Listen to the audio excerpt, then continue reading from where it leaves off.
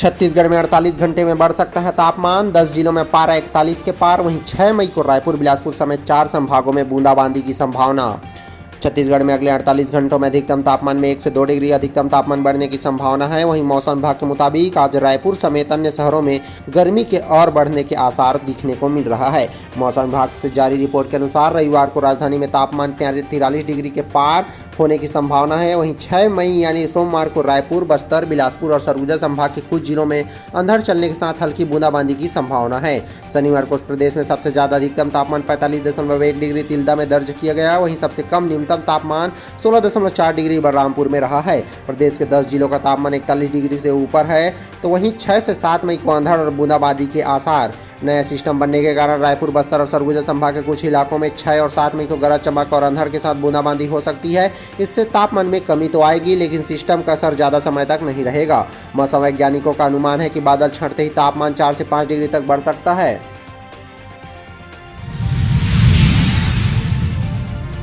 1000 से अधिक मतदान कर्मियों को कल कोनी से मिलेगी मतदान सामग्री। बिलासपुर संसदीय सीट के लिए वोटिंग से 48 घंटे पहले तक प्रशासन ने 7 करोड़ रुपए कैश, शराब और अन्य सामग्री जब्त की है। कलेक्टर एवं जिला निर्वाचन अधिकारी अवनीश कुमार सरण ने पत्रकार वार्ता में बताया कि पुलिस आबकारी और प्रशासनिक अमले ने बड़े पैमाने पर करीब 8000 लीटर शराब समेत अन्य सामग्री जब्त की है, ताकि चुनाव को प्रभावित न किया जा सके। निष्पक्ष और स्वतंत्र मतदान के लिए भारत निर्वाचन आयोग के दिशा निर्देशों के मुताबिक कार्रवाई की जा रही है। कलेक्टर ने बताया कि मतदान केंद्रों में वोटिंग कराने के लिए 9000 मतदान कर्मियों की ड्यूटी लगाई गई है, जिन्हें सोमवार की सुबह 7 बजे से कोनी में मतदान सामग्रियों का वितरण किया जाएगा। कलेक्टर अवनीश कुमार सरण ने दावा किया है कि ईवीएम में किसी भी किस्म में खराबी आने पर जिला मुख्यालय आने की जरूरत नहीं पड़ेगी। वहीं आयोग के निर्देशानुसार बीयू, सीयू और वीवीपैट के रिजर्व में पर्याप्त व्यवस्था की गई है। जिला निर्वाचन अधिकारी ने बताया कि मतदान की पूरी प्रक्रिया की लाइव टेलीकास्ट की व्यवस्था की गई है, जिसकी मॉनिटरिंग जिला स्तर और आयोग के स्तर पर की जाएगी। जिले में 219 माइक्रो ऑब्जर्वर नियुक्त किए गए हैं, जो 349 संवेदनशील मतदान केंद्रों की गतिविधियों पर नजर रखेंगे। उन्होंने बताया कि प्रचार समाप्त होने के बाद कोई बड़ी सार्वजनिक सभा नहीं की जा सकेगी, लेकिन डोर टू डोर कैंपेनिंग की जा सकती है। दूसरे जिलों के वोटर्स को जिले की सीमा से बाहर ही रहना होगा। इसके लिए कार्रवाई शुरू कर दी गई है। रायपुर में नीट की परीक्षा में लगभग 10,000 परीक्षार्थी शामिल हुए। 17 सेंटर बनाए गए। छात्रों ने कहा आसान सवाल पूछे गए, कट ऑफ ज़्यादा जा सकता है। रायपुर में रविवार को एमबीबीएस और बीडीएस में प्रवेश के लिए national eligibility cum entrance test NEET UG की परीक्षा हुई है। राजधानी में भीषण गर्मी के बाद भी सभी सेंटर में स्टूडेंट की उपस्थिति अच्छी रही। यहाँ एग्जाम के लिए 17 सेंटर बनाए गए थे। दरअसल 17 सेंटरों में 9383 स्टूडेंट रजिस्टर्ड थे, जिनमें से 9114 स्टूडेंट परीक्षा में शामिल हुए।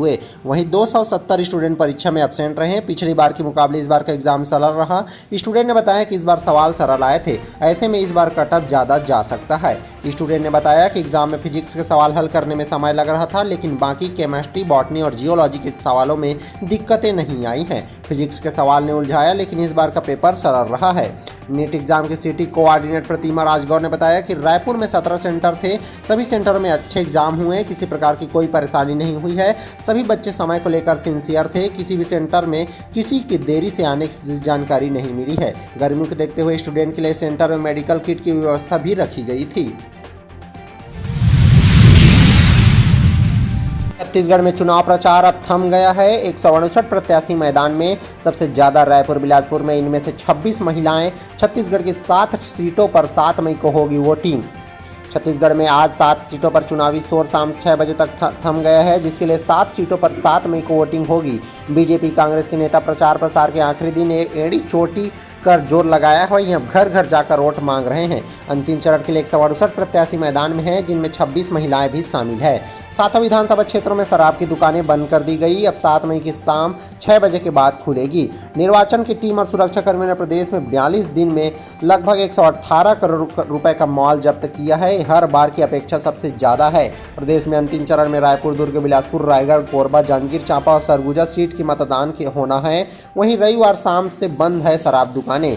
छत्तीसगढ़ में आज 5 मई शाम 5 बजे शराब दुकानें बंद हो गई। लोकसभा चुनाव को देखते हुए शासन ने 5 मई के शाम 5 बजे से 7 मई तक ड्राई डे घोषित किया है।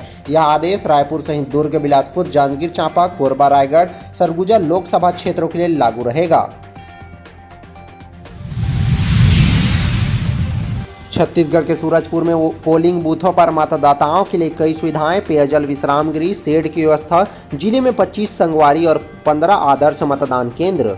सूरजपुर जिले में तीसरे चरण में 7 मई को मतदान होना है, तो वहीं मतदाताओं की सुविधाओं को ध्यान में रखकर पोलिंग बूथ तैयार किए जा रहे हैं। यहां मुख्य मुकाबला बीजेपी प्रत्याशी चिंतामणि महाराज और कांग्रेस प्रत्याशी शशि सिंह के बीच है।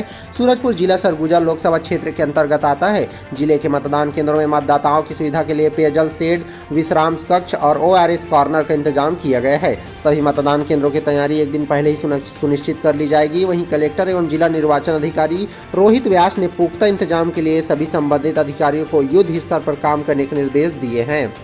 सूरजपुर जिले में 728 मतदान केंद्र हैं, जिनमें 25 संगवारी मतदान केंद्र, 3 दिव्यांग कर्मियों द्वारा प्रबंधित मतदान केंद्र, 13 युवा कर्मियों द्वारा प्रबंधित मतदान केंद्र, तो वहीं 15 आदर्श मतदान केंद्र शामिल है। वहीं आज जिले में शाम 5 बजे चुनाव प्रचार भी थम गया। अब प्रत्याशी डोर टू डोर जाकर जनसंपर्क करेंगे। इसके अलावा आज शाम से सभी विदेशी शराब दुकानों को मतदान खत्म होने तक बंद कर दिया गया है।